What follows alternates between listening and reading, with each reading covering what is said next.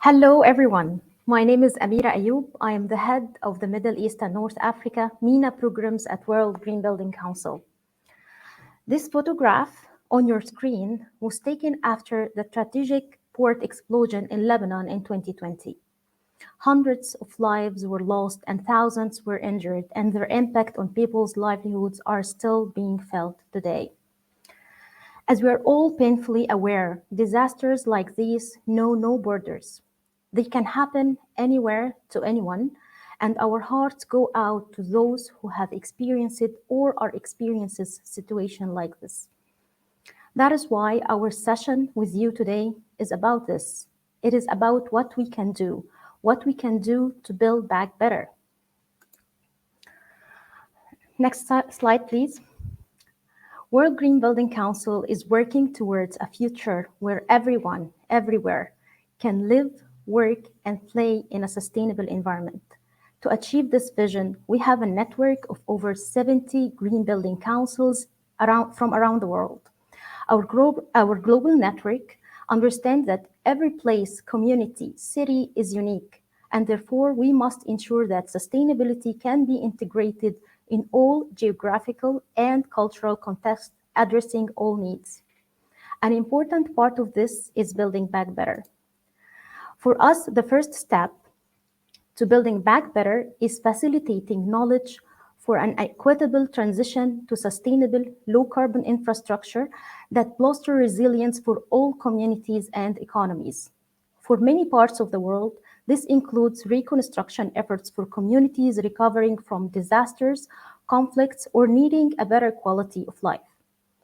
This is why we are incredibly proud of the work we have been leading with our partners at the European Bank of Reconstruction and Development, EBRD, UN Habitat, and our green building councils in Egypt, Jordan, Lebanon, and Palestine. We have come together to develop a tool to address this critical issue, the Sustainable Reconstruction and Recovery Framework.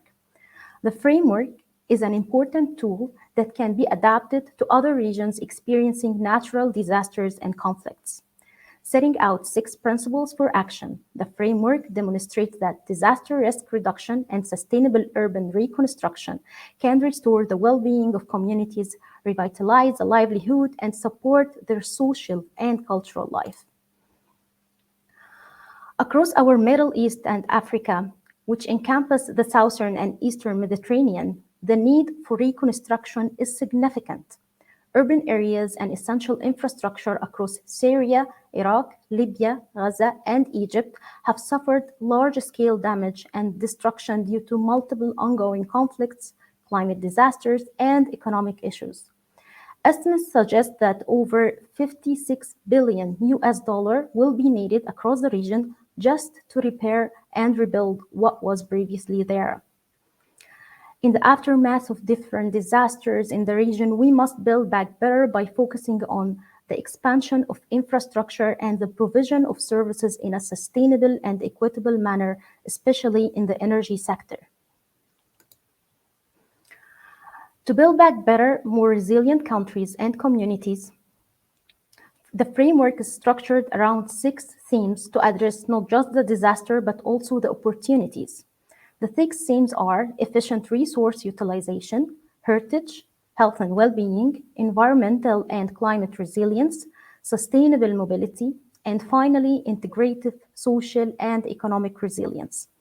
The framework doesn't propose a one-size-fits-all solution, but it has been developed to highlight key issues, approaches, and methods. It proposes solutions that support World Green Building Council frameworks for health and well-being and whole life carbon, as well as EBRDs and environmental and social policies and corresponding performance requirements.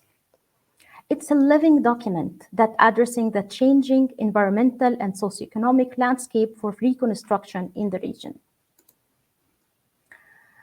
This new guidance offers an opportunity to gather humanitarian and construction actors and development partners to rethink ways of working together.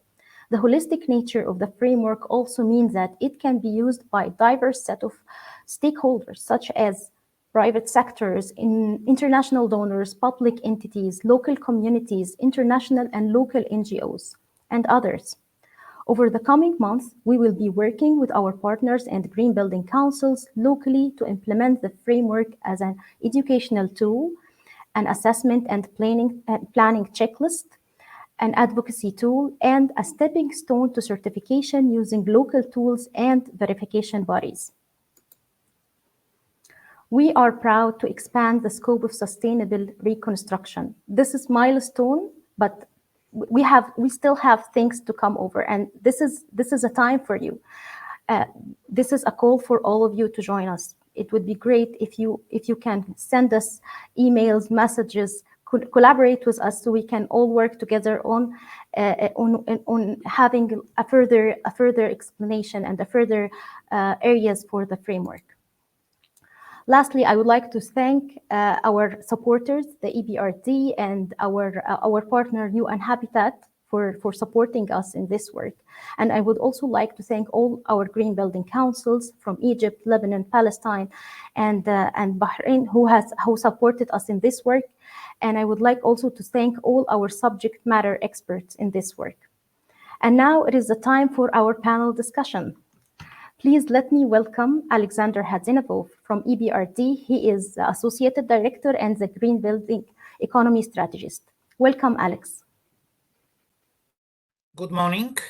I would like to welcome all the participants at this event and express my gratitude to the World Green Building Council for inviting me. I'm honored to speak in front of you. My name is Alex Hadzinov. I'm a green economy specialist from Environmental and Sustainability Department of European Bank for Reconstruction and Development. And even the title of our bank actually closely resonates with the main topic of our discussion today. In fact, we are very grateful and we appreciate collaboration with the World GBC on setting up the framework under discussion today, and we appreciate the great and professional efforts conducted by the team of setting it up. Shortly about EBRD, we are one of the multinational development banks. We closely work with the private sector, and our mandate is to assist countries in the region in their transition to market economy. But we would like to see this transition to market economy also transition to more sustainable green economy as well.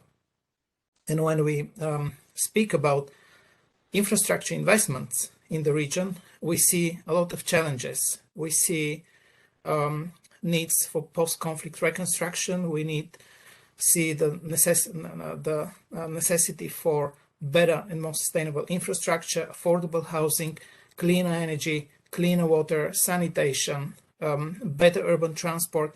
So the challenges are enormous, and these are accelerated by the impact of climate change. And we very much believe that by providing a guidance on best international practice, on converting these lessons from international practice to local market conditions, that could bring additional value added to communities and counterparties in the region. Why we consider this piece of work important for us?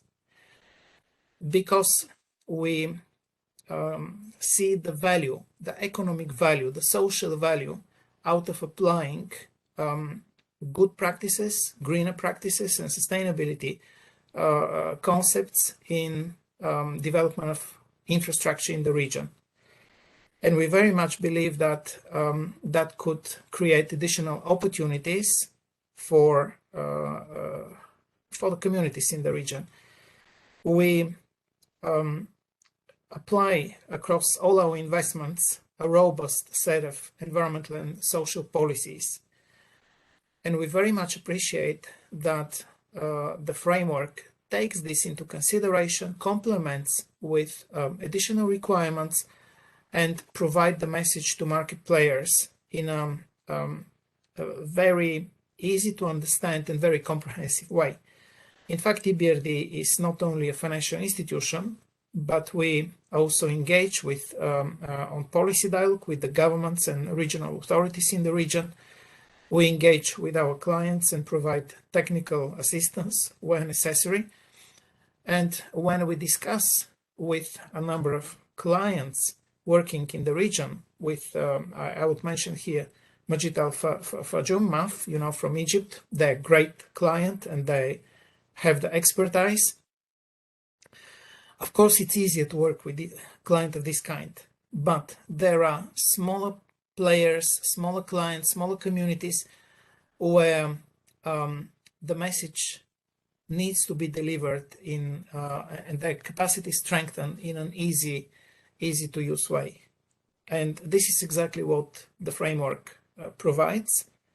And we are very optimistic about further collaboration with the World GBC, the national councils in the region, of working on specific investment projects, because we believe that that will bring value added to all the communities in the region. Thank you very much. And we're looking forward for further collaboration. We have a long track record of engagement with the World Green Building Council, and we are looking for your further initiatives, and we would be very happy to support you and extend our collaboration with our counterparties as well. Thank you very much. Hello, everyone. First of all, thanks, Alex, for your notes and remarks. My name is Hamoudi Youssef. I'm a sustainability advocate and regenerative practitioner. I'm delighted to be your moderator for today's session. And thanks, Amira, for the introduction and the background info. So to get started, let me introduce our panelists today. So we have Balsam Nama, Head of Building Sustainability at Eldar Group. Welcome, Balsam. Thank you. Hi. Can you give us a quick word about yourself, just to let the panel know? Thank you, Hamouda, and thank you for making me part of this exciting panel today. So my name is Balsam Nami. I'm with DAR. I've been working on sustainability for quite some time now, and as DAR Group, we are very excited to be regional partners of the World Green Building Council in the MENA and Africa region to advocate and advance on sustainability in the region. Thank you. Thank you, Balsam. Thank you. And also we have with us Rimah Halabi, the Sustainability Consulting and Analyst at GLL. Welcome, Rimah. Thank you, Hamouda, and thank you for having me. Can you give us a quick word about yourself? Yes, definitely. I'm working in the sustainability consulting team with GLL, based out of UAE. I've been working initially in several sectors, whether it be it strategy consulting or project development, and with the primarily focus on sustainability. Perfect. Welcome both. And just to a housekeeping note, you can post your comments and questions in the comment section, and please keep them coming in. We will be handing them as we go through, and we will give a bit at the end to look more into your comments and questions. So without further ado, so Amira gave us the background about the issues that we are facing now. I mean, and given that they're borderless, so what happens in Beirut is replicating everywhere. What's happened in Syria is everywhere, and so on and so on. And we're seeing a huge amount of urban resettlements that unfortunately being handled in temporary, short-sighted solutions, so no long-term in that. So with that said, and adding to that, on top of that, the climate change and the climate action needed to the calls for climate resiliency and adaptation. So when we look at this from the lens of a sustainable reconstruction and building back better at large, in your opinion, what will be the challenges and opportunities ahead? And we can start with Balsam from an infrastructure perspective. Okay, so first I'll start by speaking about the challenges and the opportunities from an infrastructure perspective. Basically, if we are to speak globally, the built environment is inclusive both of the buildings and the infrastructure, and they both should be on a clear path to decarbonize by 2050 with significant progress that needs to be made by 2030. So looking at the mapping of the global impacts of climate change, one cannot but notice that the Middle East and Africa region presents as one of the most vulnerable throughout. So responding to our society's climate crisis is a matter of urgency, with both the building and infrastructure sectors acting together. The relationship and the interconnections between the buildings and infrastructure is very clear to us. Buildings cannot decarbonize without the infrastructure, and the purpose of much infrastructure is to create safe buildings for people to live and work in. So in here, I would like to take the opportunity to shed light on the collaborative effort that the DAR Group of companies has done with the World Green Building Council, which is the Beyond Buildings report, which talks about the opportunities of integrating buildings and infrastructure together, which is the right way to really work forward towards reconstructing the current sectors and integrating both the buildings and infrastructure together in a mission towards climate mitigation. Perfect. Rima, how do you think about that from challenges and opportunities? Yes, definitely. So I'll touch on it from, of course, built environment and Yeah. building perspective. So the old phrase, "the greenest building is the one that is already built," is now truer than ever. Yeah. Retrofitting of existing building stock whenever possible will be essential to meet the market demand for net zero carbon space, and is considered the responsible course of action. We have several examples who are pushing the boundaries as well, whether it be it globally or regionally. I'll be talking on the challenges. So for the challenges, we can categorize them into two groups. The first category of the group is more of the regional or global trends that affect everyone. These under them at the macro level lies the lack of education on climate risk, the lack of financial incentives and investment, the lack of regulatory and policy frameworks, the lack of technology tools, and especially in our region, is the geopolitics influence and security unrest. Yeah. When we funnel it down to a more localized and per private building or private client, sometimes the reconstruction culture is still not readily available. And especially because reconstruction sometimes poses some complexity, this dissuades the clients or the architects who might find it easier just to simply demolish a building and start over from ground up. Perfect. Nicely said. Nicely On the said. Go ahead. should I touch on the opportunities or? Yeah. Yes. I just admired the way you categorize the challenges. Yeah. Oh, thank you for that.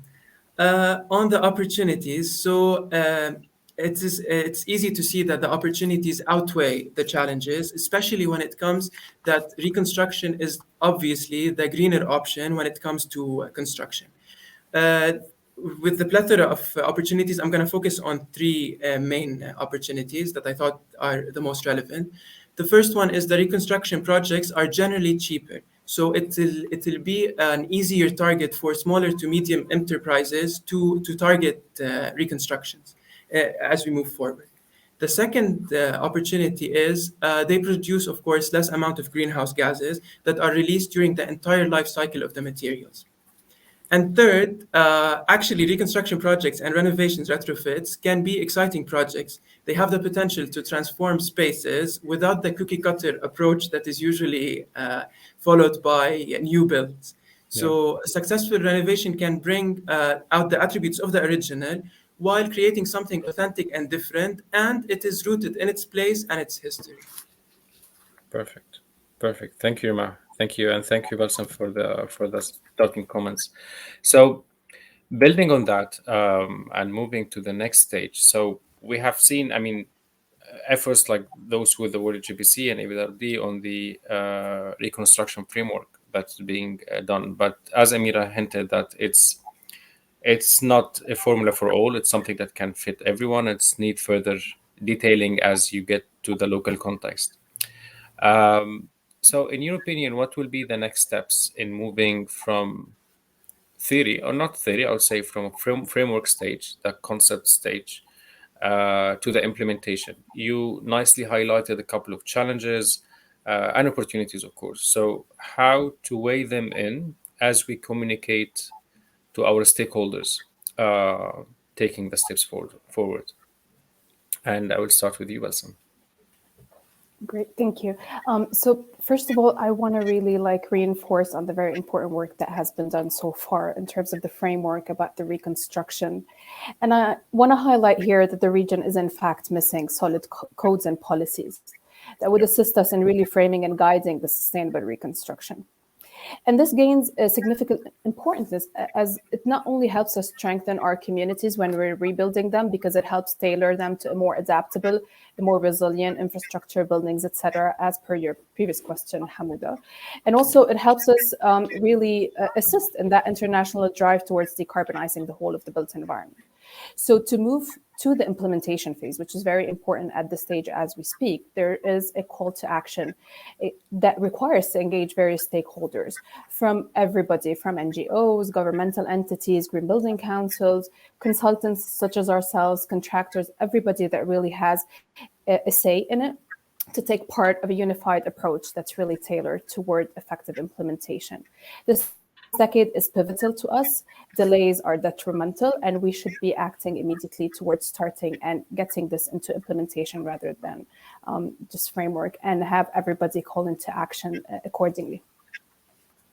Call to action, yeah, and policies. That's great. Rimah, what would you like to add? Yes, so I'd like to add on what Balsam was saying as well. So we should be fast to act on this, because the people, the groups or the societies who are gonna wait until a perfect technology is in place or a perfect strategy is in place will miss out. Yeah. So we need to, it's going to be an incremental. And like we work with our clients, usually whenever you suggest a strategy, then you move on to implementation after you align the KPIs or what you want. This is what is done, rightfully done by the framework, by the World Green Building Council. With the lack of regulation available, some countries even offering them as optional regulation, which decreases their emphasis. We see that the framework that the World Green Building Council is like a toolkit that puts sustainability at the forefront and turn challenges into opportunities. As Amira mentioned as well, that it is not a size fit all for all the built environment. And hence, it needs to be, it's just a way to assist stakeholders to take the initiative and take steps further. So when it comes to implementation, this is highlighted in the framework that the three main pillars needs to be covered. So first is that when it comes to cessation of violence, we can see this especially in the case of the main, like in the Middle East, such as Syria, Palestine, even Lebanon, where there is this aspect is still critical. Then comes the governance. So the World Green Building Framework has been designed to deal with the physical aspects of the restructuring process. There should be a parallel governance structure and governance mechanism to make sure that these designed or these framework strategies are implemented, in fact. And the third aspect is the financing. So adequate financing must be available during the planning and implementation phase, with keeping in mind a great emphasis on transparency and accountability. True, and I can echo on that in the framework itself, which, by the way, you can find the link in the comments if you. It will be a good read, and I hope you like it. And if you want to, reference more of what we're saying up here, so in there, there was the starting principles, and as you mentioned, governance and governance and financing were part of the starting principles. So before going to priorities or going to the details of materials or energy, and these are like the founding principles. And the third one was like community engagement, or having proper engagement with the people or our main stakeholders, and how they can have a say in their future, in the rebuilt environment. Because unfortunately, some of the things that we have seen across the globe, that people think that we just need to build it back. So if I provided 1,000 houses, I need to build another 1,000 houses, and that's it, without looking at the qualities and maybe the deteriorated situation beforehand that need to be improved. So the uplifting or this kind of engagement is heavily lacking, in my opinion. Because you can always develop policies, but these policies need to reflect what people actually needs, and their priorities and their demands. So continuing in that, and again, I encouraging everyone, if you have any questions as we go through, please post them in the comments, and we will be taking care of them. So as we look at the next step, so we looked at how to start, how to next step from to get to the implementation. Reconstruction by itself is a difficult task, and for some people, when they see sustainability added on its own, it's again a very difficult task. So putting them together as sustainable reconstruction for some is you're asking too much. Or people say that we need to handle things urgently, so we shouldn't care about the sustainable aspect of it in that sense. So what are some of the key priorities and barriers when you look at the sustainable reconstruction, which are not a typical concern in other construction contexts? Just to give our audience here, what's different in the sustainable reconstruction towards the typical construction process or resettlement process that they might be aware of? And I will start with Balsam. So I want to start off with like a sentence that we always say to our clients, and it's true, that sustainability, if done right, whether in construction or reconstruction, does not have to cost more, nor impact the timeline of the project further. So whenever we look at the image at the cover page of the report that we are discussing here today, you see how much waste, how much materials are there that would need to be handled and managed whenever we are approaching the reconstruction phase. And when we speak about this, so what is different here, specifically to me, is how we're handling this construction and demolition material. What are we doing? How are we contributing to the concepts of the circular economy? How are we looking at reusing some of the material? How are we recycling them, managing them, sorting them, etc.? Part of that whole embodied energy approach that we are advocates for, because it's very important to make use of what you have rather than go and just really invest in something new if you have it and it's usable. And then the part of the reconstruction, and we've learned this from whether the Beirut events or other events that are happening in the region that Rima has touched on, is that it's very important to focus on resiliency and adaptability in alignment with the sustainability targets whenever we're thinking of reconstruction, because this is what we've learned. We've learned that we're very weak. We've learned that we're very non-resilient, and that whenever we are part of the reconstruction process, it's very important to put priorities for those without thinking anything else as background information. And that's it for me. Thank you, Rima. Thank you, Balsam. Rima? Yes. So, of course, it's still this that we touched on initially, that the education on climate risk and the climate change and the culture of retrofitting and reconstruction as compared to new construction is still not there yet. But the good thing is that there's a shift in thinking, at least whether it's locally or globally. So we can notice, for example, from the green retrofitting push from that was done in France, and the monetary incentives that totaled up to 8.4 billion US dollars. So Yes. now the incentives being shifted, as it was facilitated usually when it is a more ground up construction. Now there is shift in financial wise, investment wise, globally towards investing in reconstruction. So this might be a lucrative opportunity to break any barrier that a client can use about financing.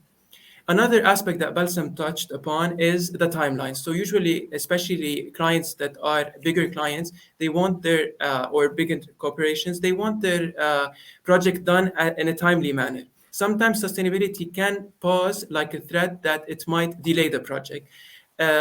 Luckily now with LEED, with WELL, with the different even certifications that are available, it's coming to realize that sustainability can walk in parallel with the construction if it was integrated early on in the early design stages. And this and all the challenges that might the clients or the designers might push back on, whether it's complexity or building codes that come with reconstruction, can be all sorted if an integrated approach was used early on in the design phase, involving the engineers, interior designers, landscape architectures, to solve any clashes that might come upon. And we can see this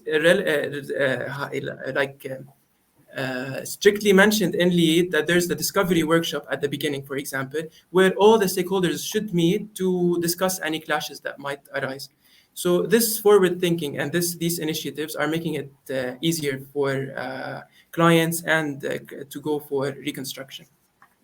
So building on that, and I can see an underlying, let's say, topic which can look at the industry's capacity building or building the capacity of the industry itself to handle this kind of, I wouldn't say concept because it has been established for decades now, but handling this kind of different barriers or more of integrative approach, integrative design, and early on um, uh, uh, problems. So, in your opinion, both, how do you see this can be resolved or enhanced from a capacity building from the sector itself? We are not lacking in the manpower in the region. I mean, the region is is full of youth, and we are not lacking on that.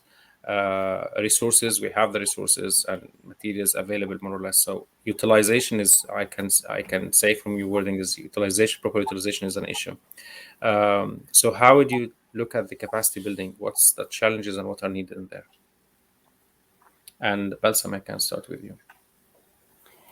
So as Rima has mentioned, and as you, Hamuda, you've really highlighted upon an integrated approach with engaging everybody together is really what's mostly important now. When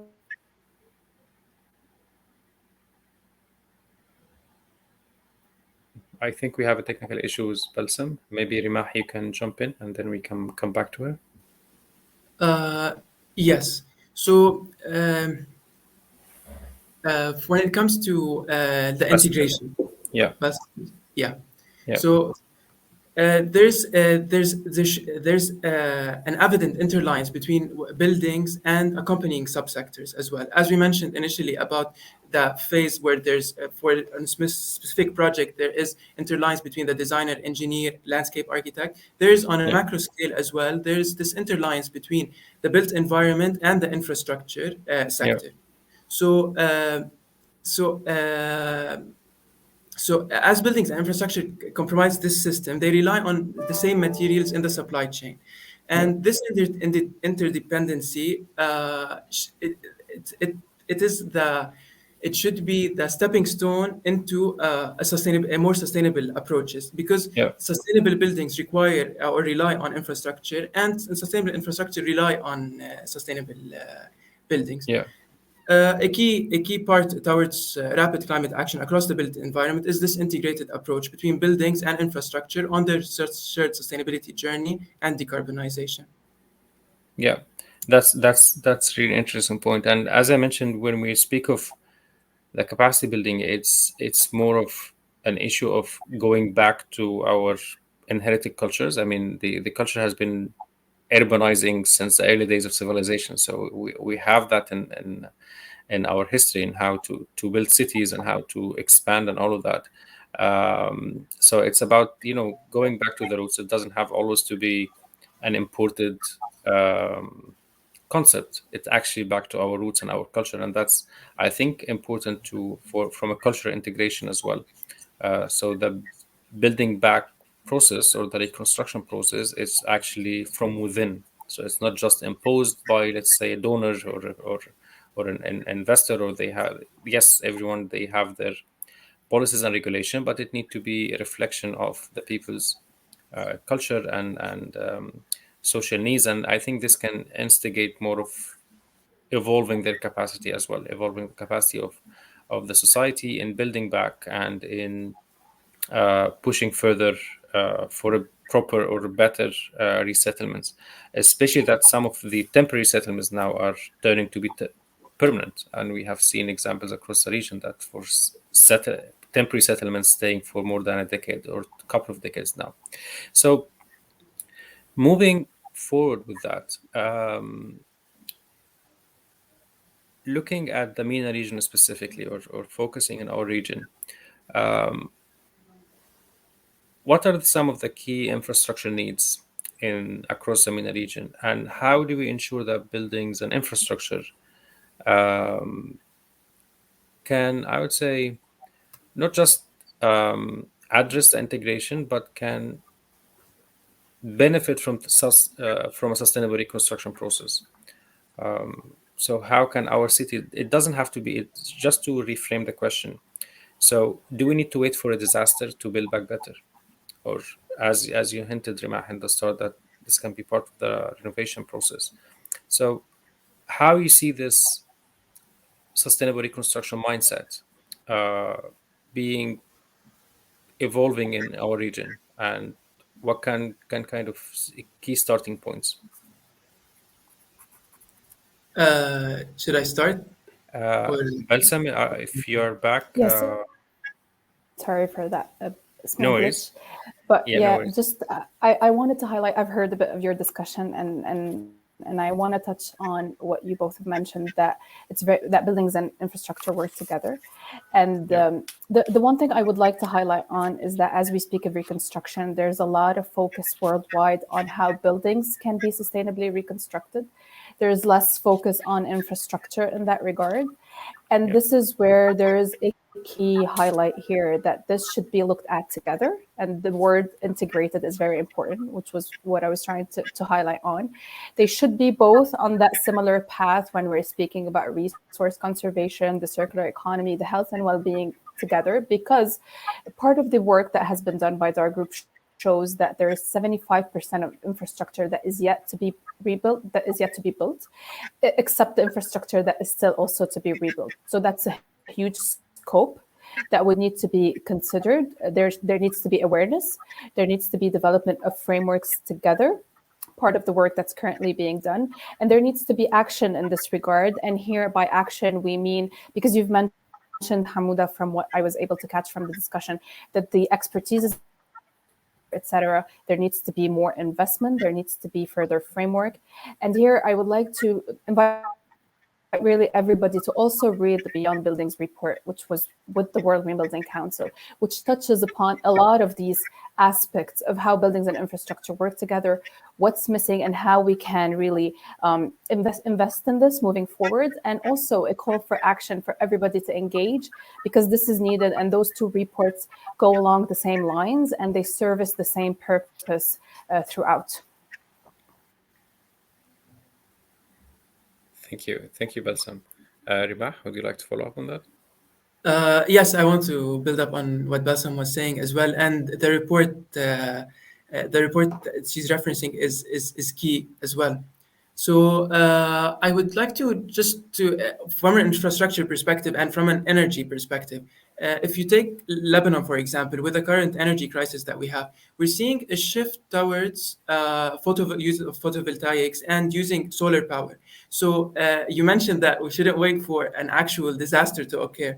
But the good thing is sometimes when an actual calamity occurs or a catastrophe, it generates innovation. And this at our scale, I think what's happening in Lebanon, this shift towards solar energy is one example of several others that needs to be happen. I think at the core of it comes is the proper strategizing or the proper outlook of having to equate to show that sustainability generates from a cost perspective. It's sometimes it comes as an efficient option. Sometimes it is incentivizing. So this, coupled with the knowledge that is sometimes lacking on climate risk, for example, specifically, will help push the sustainability and building better. Yes, and speaking of innovation and creativity, I remember following up the disaster in Beirut, that one of the good stories that I heard, that afterward people utilized the debris in the glass factories, and there was some creative ways of utilizing existing debris in actually going over the disruption in the climate, in the supply chain, and providing, glazing and other construction material from the debris site itself. So that Exactly. was a good shining light within the issues up there. And I think more and more examples of these or documenting and highlighting more examples of these can be a really good practical way of showing creativity and innovation from the region. Definitely, yeah. This Yeah, also this mimics what, for example, in more developed economies, where now that the more greener buildings, and this is a study done by JLL, where greener buildings are getting more rents up to Yes. 4 to 7% per square foot. So Yes. this incentivizes is that sustainability is actually going to be an added value. It's not something that a checklist that you need to tick and move on. Yeah. And speaking of the added value, and that's something that I think have been around from the way we communicate sustainability, an issue of how you have been communicating sustainability. We have been falling into the trap of, I wouldn't say just bring too much of the big picture to the people. So the climate disaster or the burning planet and things like these that unfortunately, and that's fair, for some people it doesn't relate. They wouldn't believe that, a plastic bottle will destroy the planet, or they don't feel that their single contribution to such a huge problem will be an issue or will solve it. So same way of not feeling guilty or feeling that, yeah, if I don't drink from plastic bottle, will it save the planet? So this notion, we have seen it change in this notion, especially with, it started before COVID, and I think it took a push after COVID, which highlighting the issue of well-being, occupant well-being. So from a reconstruction perspective, and I know that we in the framework there's a dedicated section for health and well-being, but for some, and I'm personally among them, I look at well-being as an entry point for sustainability, as a way to connect with people, and show some personal benefit. So, from your opinion, how would you see this approach, practical or unpractical, from your experience working in the region for the last decades? And Balsam, back to you. Great, thank you. So first of all, people want to feel whatever meaning that whenever they are in buildings or they are within certain communities, it's the feeling that people have that really kind of quantifies for them that's sustainable or not. And for people, that means how this relates to their health and well-being. So in other words, am I comfortable where I'm sitting? Am I too hot? Am I too cold? Am I happy? Etc. So all of those aspects is what matters to people, because no matter what you do otherwise, if your occupants, your residents, your staff, etc., are unhappy, then everything else will just be really of low value, let's say.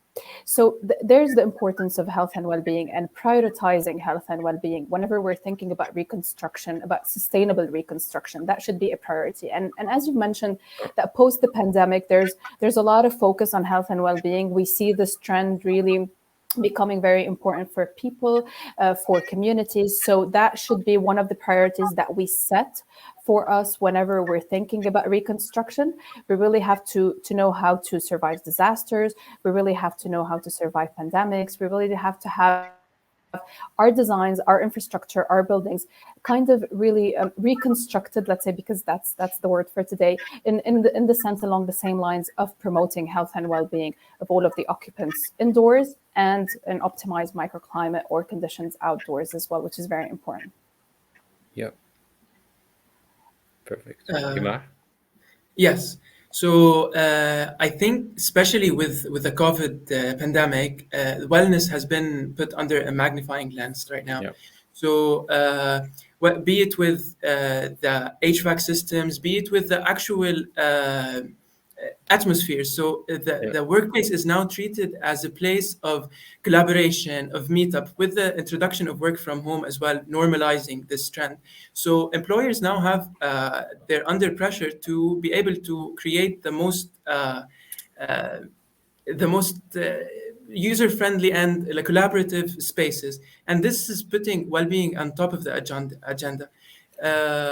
We're noticing here, especially in the UAE, there's a big demand for the well certificates now picking up, especially after the COVID pandemic. Initially with JLL, we have this rule. It's called 330-300.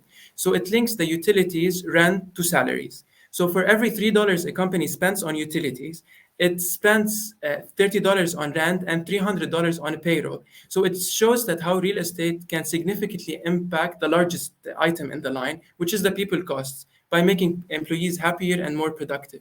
So wellness ties in, be it in the be it in the buildings systems, or being in the environment or the collaborative spaces. Perfect. And So just I have, to add to yeah, go this, ahead. Go, is Bassam. that we are in a very hot region, and we need to keep Yeah. in mind that whenever we're part of the reconstruction effort, we need to design for the region that we are in, that we are operating, we're living in, and we just have to have like adaptable spaces outdoors, part of our community's approach for people to really be comfortable within their own spaces, their own communities, and their own cities, and that's very important for the MENA and Africa region specifically.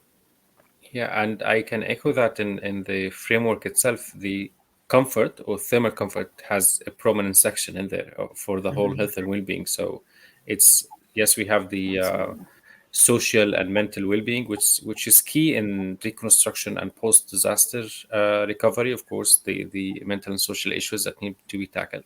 But I believe comfort was one of the main highlights in there from urban scale or building scale. And I think that's something that typically is not given a priority in reconstruction or resettlements. Unfortunately, we don't. We just put it then. I wouldn't go in details, but it's we don't prioritize comfort in these aspects, unfortunately, which is something that needs to change. I would like to remind our audience and attendees, please keep the questions and comments coming in. We'll start going through them in a few seconds, as we get ready to wrap up the day and the exciting. I mean, I'm really enjoying the discussion, so I might not. I don't want to be carried away with it and ignore the questions. So I have a question here from Amira, and thank you, Amira, for the question. So let me read the question first, and then I will read it out. Yeah. So Amira is asking how to bridge the gap and work on the lack of awareness. So she's hinting at the awareness aspect or these, I would say, the stakeholder engagement piece, and how to deliver the message that sustainability in reconstruction buildings and infrastructure is a crucial or a survival element for our future. How to show this importance, and I will add to that without scaring people too much, without the gloom and doom, the doom and gloom scenario that freaks people out and the dying planet. How can this be tackled, in your opinion, from a bigger stakeholder engagement in different parties? I'll go ahead. Yeah, Balsam.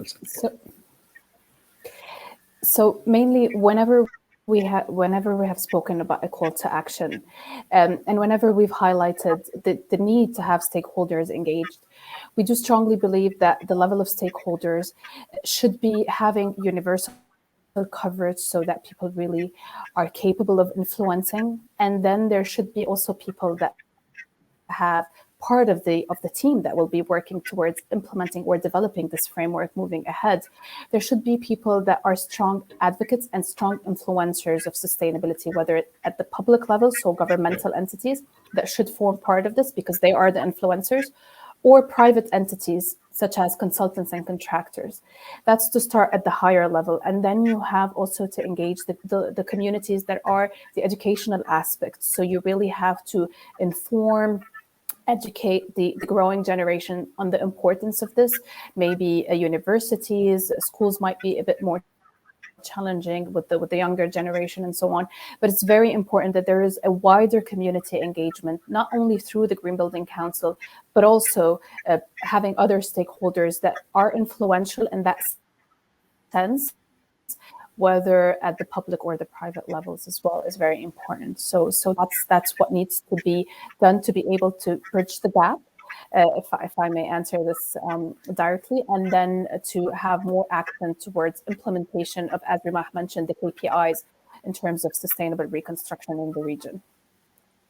Thank you, Balsam. Rima, would you like to follow up on that? Yes, and I'd like to echo what Balsam is saying, is that there should be the change needs to start from top down. So whether it be the legislative at the public level with the governments, or the business partners that are in consultancies, or bigger corporates, they need to both work. The legislation would work we're noticing it, especially like today recently was announced that in the UAE now you can exchange your plastic bottles for transportation tokens to ride for free.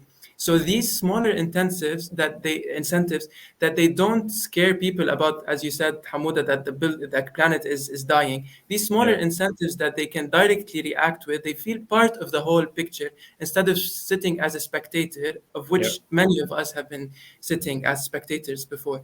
So these stuff, and then we touch on education. I know from my part how I got I was interested in sustainability. I participated in an international biodiversity day at my university, and we went with a project on that has to be implementation on a facade to make it to make it more energy efficient for the building.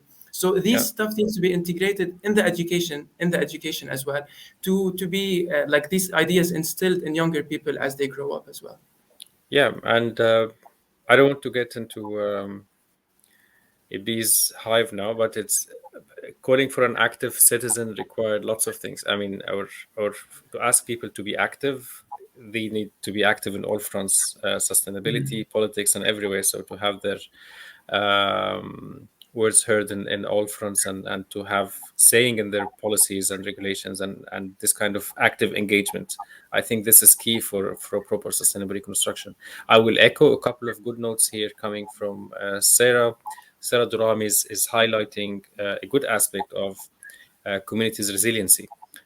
So again, not waiting for a disaster, but how the community can be resilient in the face of disasters, or adapting to the impact of climate change. So that's thank you, Sarah, and I can see that we are seeing her comments. It's a well said comment in there, and I think it echoes what you have been saying, both Rimah and Balsam, on looking forward, and how the public and private sector, and the whole stakeholder engagement should take a different level of engagement. Also, a good comment from Mariam, and she is highlighting the need for awareness in the sustainable building. That they don't know what sustainable building is, the need for awareness and capacity building. And I'm glad that she's brought that up, as it was also brought up by Remah and Balsam through the discussion. And then she mentioned key influencers, reflecting on Balsam notes in the government sector as well. So we need influencers not just from community, but even from advocates in the government sector. So to initiate regulation, initiate the discussions. So thank you, Mariam and Sarah, for these two nice comments and follow up. A final comment from Salos.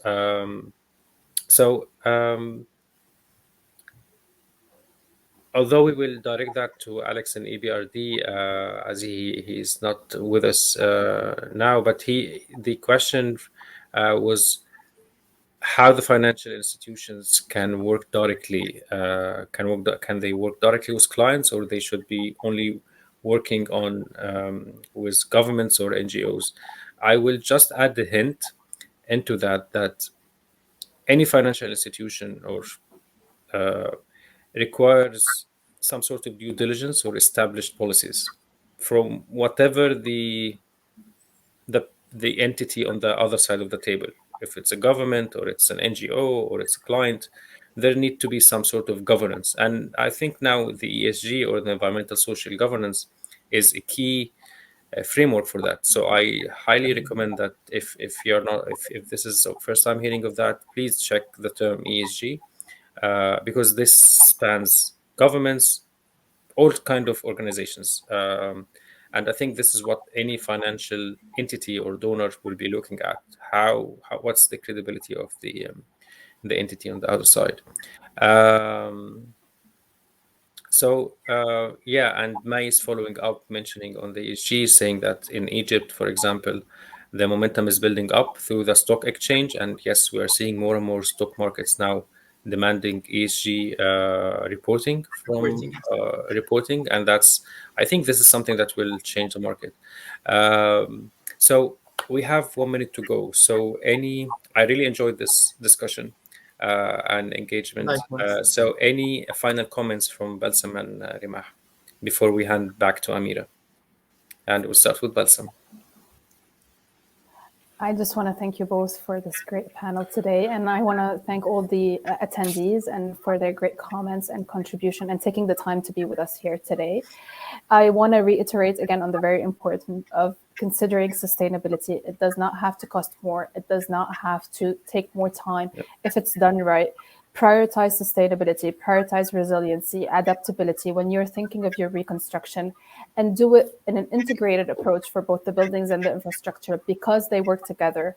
And let's increase awareness in that sense as much as we can together as a community within the MENA and Africa region. Thank you. Thank you, Balsam. Rimah?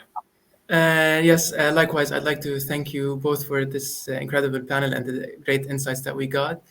Yes, as Balsam is saying, that sustainability needs to be put as a priority, and it doesn't require much time or extra effort. It's just a shift in mentality, just to be part and act as an advocate, each one of us, and to feel like we're part of the bigger picture, and we can actually change and fight climate change. Thank you, Rimah. Thank you, everyone, for the engaging discussion and for the nice comments and questions. And back to you, Amira. Thank you. Thank you, Hamouda, so much. And thank you, Balsam and Rimah, for this very interesting panel. Actually, I wrote a lot of very interesting notes, and I enjoyed the panel so much. From the notes that I feel that it's worth considering that we have a lot of challenges. We have a lot of challenges, and we need to look at our challenges as values and opportunities to make our region a better place. And I think that the framework might act as a tool to make it a simple way to deliver our complicity of sustainability aspects to a simple tool. You can find on our website, we will be sharing the link at the chat box, the executive summary report of the Sustainable Reconstruction and Recovery Framework, as well as the alignment checklist. And I think that this tool can act as a simple way to deliver the message and to start engaging all the stakeholders and encourage them to build back better in a sustainable way. I would also like to highlight that this year it marks the 20 years of World Green Building Council. We will be hosting our first leadership summit in London from the 27th of June till the 1st of July. We will bring together leaders from across the network and across the world, and we will be focusing on our 2020-2025 strategy for sustainable built environment. So please, you can find at the chat the link, register your interest, and we will be sending you the official agenda in the coming weeks. I would also like to thank our MENA and regional partners, Majid Al Futim and the DAR Group, for their support. And COP27 and COP28 will be in the MENA region, and the MENA region is heating at twice the rate of the global. And we at World Green Building Council truly see 2022 the year to go beyond buildings, and the Sustainable Reconstruction and Recovery Framework is our call to action in the region to build back better for everyone, everywhere. And as Hamouda said, no need to wait for a disaster to start. Please join us. Let's work together on this and make our region a better place. Thank you so much for joining us. I would also like to say that there is a networking space right now at the Open platform. Please feel free, and you have 1 hour to network with your sustainability friend. We wish you a very good time. Thank you so much.